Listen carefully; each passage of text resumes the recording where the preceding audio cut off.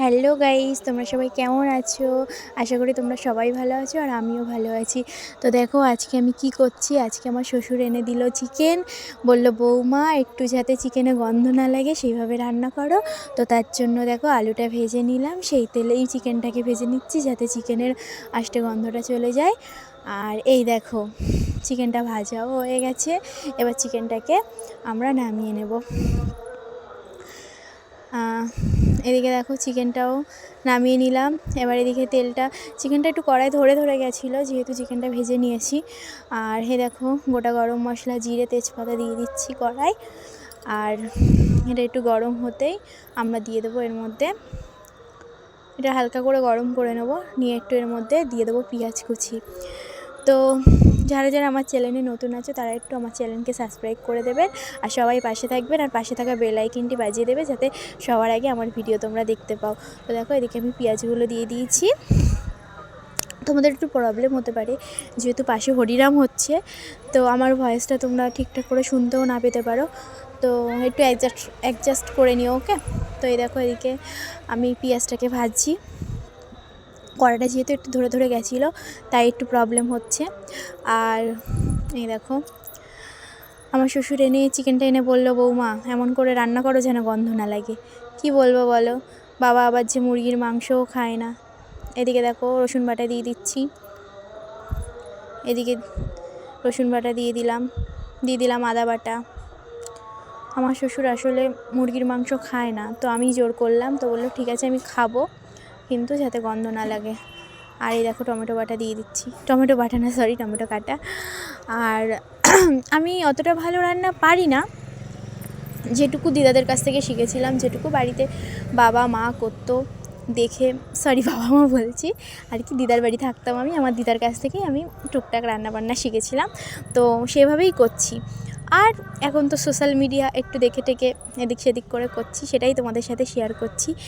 আর তোমরা কেউ ভেবো না যে আমি অনেক ভালো রান্নাবান্না পারি, আমি পারি না তেমন একটা করতে, তো যেটুকুই আর কি পারি সেটাই আর কি শেয়ার করি।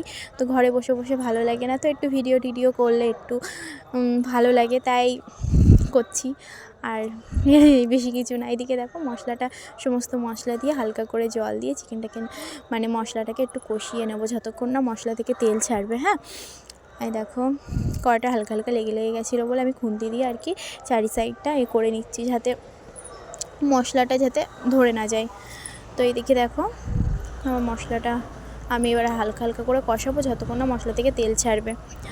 আর তোমাদের যদি একটু সাউন্ডের আমার ব্যাকগ্রাউন্ডে মানে হরিরাম হচ্ছে, তো যদি একটু প্রবলেম হয় একটু ম্যানেজ করে নিও। আর এদিকে দেখো আমার চিকেনের এটা তেল ছেড়ে দিয়েছে, তোমরা দেখতেই পাচ্ছ অনেকটা তেল ছেড়ে দিয়েছে।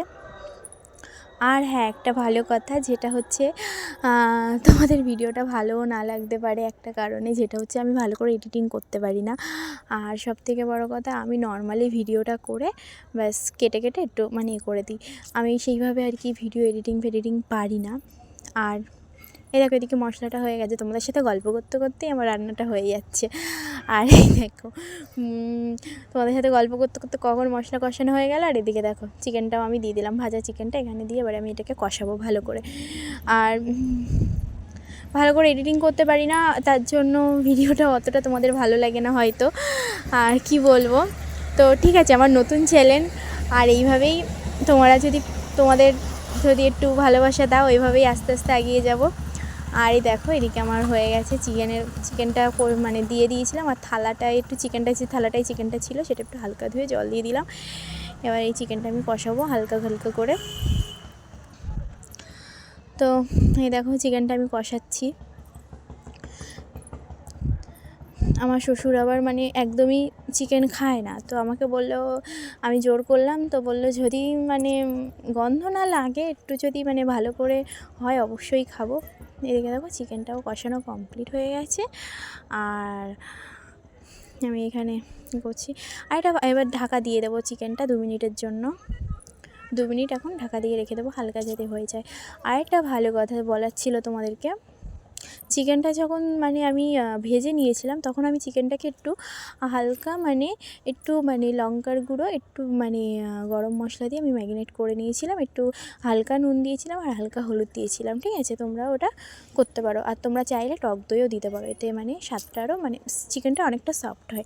এদিকে দেখো আমি ধনেপাতা কুচিগুলো দিয়ে দিলাম হালকা হালকা করে উপর দিয়ে ছড়িয়ে, যেহেতু চিকেনটা অনেকটা মানে হয়ে গেছে, পুরো গলে গেছে আর আস্তে আস্তে হয়ে এসছে। এই দেখো এবার আমি সবার লাস্ট দিয়ে দেবো গরম মশলা।